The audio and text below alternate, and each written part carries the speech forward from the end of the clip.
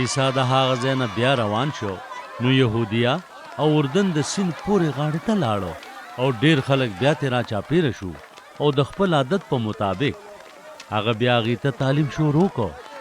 نو ځینې فریسیان راغلل او ته د ازمیښت په تورې دا تپوس وکړ ولې یو سړي له دا روا دي چې خپله ښځه طلاقه کړي. هغه په جواب کې ته تپوس وکړو چې موسی تاسو ته څه حکم کړی و؟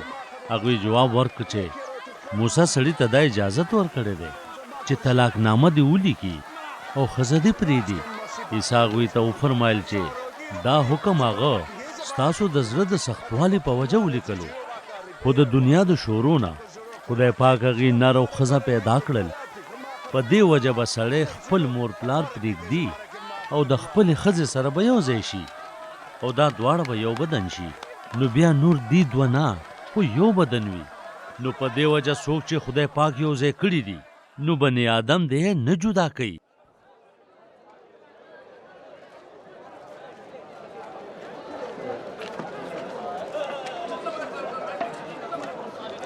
نو بیا چې دی کور ته ننوتل نو موریدانو ته په دې هکله تپوس وکړو. هغه هغې ته وفرمایل هر څوک چې خپله ښځه طلاقه کي او د بلې سره واده وکړي نو هغه د اولنۍ ښځې خلاف زنا کوي، او دغه شان که یوه ښځه خاوند له طلاق ورکړي او بل سره واده وکړي نو هغه هم زنا کوي. بیا خلکو د دې دپاره عیسی له ماشومان راوستل چې د برکت دپاره لاس پې کېږدي. خو موریدانو هغې ورټل، خو کله چې عیسی دا ولیدل نو خفه شو او هغې ته یې وفرمایل چې ماشومان ما ته راپرېږدی، دې مه منې کوئ، ځکه چې د خدای پاک بادشاهي هم د داسې خلکو ده. زه تاسو ته رښتیا وایم چې هر څوک چې د خدای پاک بادشاهي د ماشوم په شان قبوله نه کي هغه به پکې هېڅکله هم ورداخل نه شي. هغه هغې په غېږ کې اوچت کړل، په سر یې ورله لاس کېښوده او برکت یې ورکړ.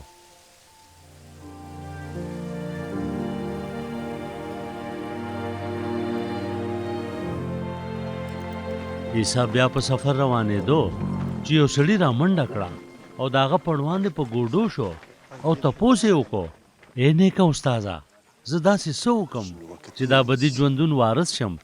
عیسی هغه ته وفرمایل ته ما ته نیک ولې وی؟ د خدای پاک نه بغیر بل هېڅوک نیک نشته. تا ته د خدای پاک حکمونه معلوم دي چې قتل مه کوه، زنا مه کوه، غلا مه کوه، د دروغو ګواهي مه کوه، ټګي مه کوه او د خپل مور پلار عزت کوه. هغه جواب ورکړ استاذه ما د ځوانۍ نه په دې هر څه عمل کړی دی. بیا عیسی هغه ته وکتل، په هغه یې مینه راغله او ورته یې وفرمایل چې په تا کې د یو څیز کمی دی، لاړ شه خپل ټول مال حال خرڅ کا او خوارانو له یې ورکا، نو بیا به ته د اسمان خزانې ومومې. بیا راځه او په ما پسې شه. کله چې هغه دا خبره واورېده نو خفه زهیر لاړو، ځکه چې هغه ډیر مالداره سړی و. عیسی ګیر چاپېره خپلو موریدانو ته وکتل او ورته یې وفرمایل د یو مالداره دپاره د خدای پاک په بادشاهۍ کې داخلېدل څومره ګران کار دی. موریدان د هغه په دې خبره حق حیران شول. خو عیسی په دویم ځل وفرمایل بچو د خدای پاک په بادشاهۍ کې داخلېدل څومره ګران کار دی.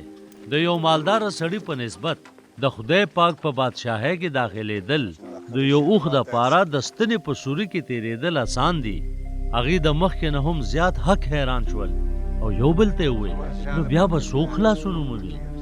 عیسی هغې ته وکتل او ویې فرمایل د بني آدم دپاره خدا ناممکنه ده، خو خدای پاک ته هر څه ممکن دي.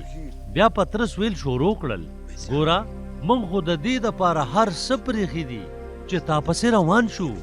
عیسی ورته وفرمایل زه تاسو ته دا وایم چې چا چې زما او زما د زیري د خاطره کور، رونه، خویندې، مور پلار، اولاد یا ځمکه پرېښي وي نو چې هغې ته به په دې دنیا کې یو په 100 اجر ورکړی شي. کورونه، رونه، خویندې، میندې، اولاد او ځمکه او ورسره ربړېدل او په آخرت کې به د تل ژوندون بیا مومي.